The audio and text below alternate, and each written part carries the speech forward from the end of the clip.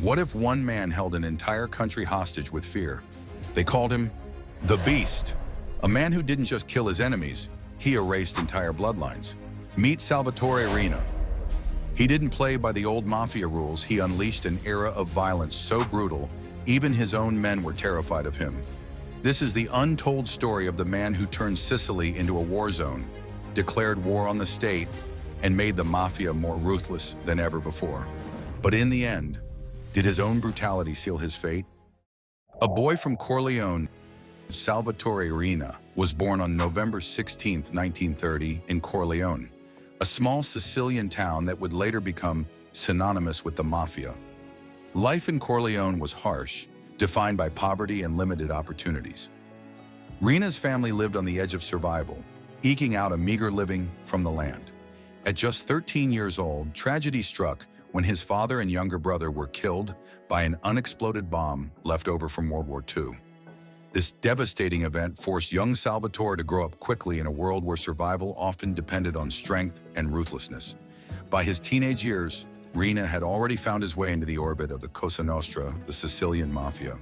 He became a loyal soldier under Luciano Leggio, a notorious boss who recognized Riina's potential for violence and ambition. In the 1950s, Riina committed his first murder, cementing his reputation as a man unafraid to get his hands dirty. His rise through the ranks of the Corleonesi clan was swift, but it came at a cost. Riina's path was littered with the bodies of rivals and even friends who dared stand in his way. A blood-soaked ascent. By the late 1970s, Riina had emerged as the undisputed leader of the Corleonesi clan. His ascension was marked by a level of violence that shocked even his fellow mobsters. Riina's strategy was simple: eliminate anyone who posed a threat. The Second Mafia War was his masterpiece of terror, a brutal conflict that pitted the Corleonesi against rival mafia families in Sicily. Over 1,000 people were killed during this period, including prominent mafia bosses, politicians, and even innocent bystanders. What made Riina's rise particularly chilling was his methodical approach. He didn't just kill his enemies, he annihilated entire bloodlines to prevent retaliation. Families of rival bosses were wiped out, leaving no one to seek revenge. His ruthlessness earned him the nickname La Belva, the Beast, and struck fear into the hearts of even the most hardened criminals. Riina's control extended beyond the Mafia itself. He infiltrated the highest levels of politics, using bribery and intimidation to protect his empire. Judges, police officers, and politicians who dared to oppose him often met violent ends.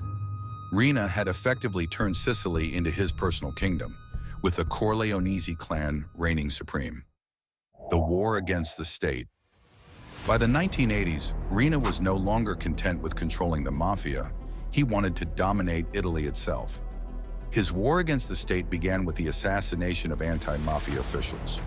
One of the most infamous victims was General Carlo Alberto Dalla Chiesa, a decorated hero who had been appointed to crack down on the Mafia.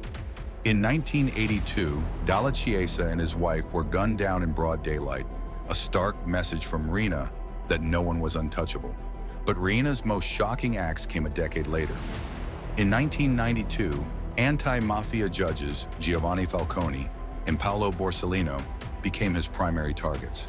These two men had dedicated their lives to dismantling the Mafia, spearheading investigations that exposed its inner workings. Riina responded with unparalleled brutality. On May 23, 1992, Falcone, his wife, and 3 bodyguards were killed in a massive car bomb explosion on a highway near Palermo. Just 2 months later, Borsellino was assassinated in a similar attack. These murders marked a turning point in Italy's fight against organized crime. The public outrage was immediate and widespread. Riina's reign of terror had pushed the Italian people to their breaking point, igniting a national movement against the Mafia. For the first time, ordinary citizens began speaking out, and the government launched an unprecedented crackdown on organized crime. The fall of the Beast. Despite his unmatched power, Riina's days were numbered. In the early 1990s, law enforcement intensified their efforts to dismantle the Mafia. New anti-Mafia laws allowed investigators to use wiretaps and turn former mobsters into informants. One of Riina's closest allies, Giovanni Brusca, became a state witness, providing crucial information that led to Riina's downfall. On January 15, 1993, after 23 years on the run, Toto Riina was arrested in Palermo. His capture was a monumental victory for Italy, but it was also a sobering reminder of the Mafia's deep roots in society. Riina had managed to evade justice for decades, living in luxury while orchestrating murders from the shadows. His arrest exposed the extent of corruption and complicity that had allowed him to thrive. Even in prison, Riina remained a powerful figure. He reportedly continued to give orders to the Mafia through intermediaries, proving that his influence extended far beyond the prison walls. However, his health began to deteriorate in the years that followed, and he eventually died in 2017 at the age of 87. The legacy of the Beast. Toto Riina's legacy is one of terror and destruction. He reshaped the Mafia, turning it into a global empire fueled by violence and fear. But his reign also marked the beginning of the Mafia's decline. His excessive brutality united the Italian people and government against organized crime, leading to reforms and a cultural shift that weakened the Mafia's grip on Sicily. Yet Riina's story is a stark reminder of the dangers of unchecked ambition and the devastating impact of organized crime. His actions left scars on Italy that will take generations to heal. The lives he destroyed and the fear he instilled remain a chilling testament to his reign.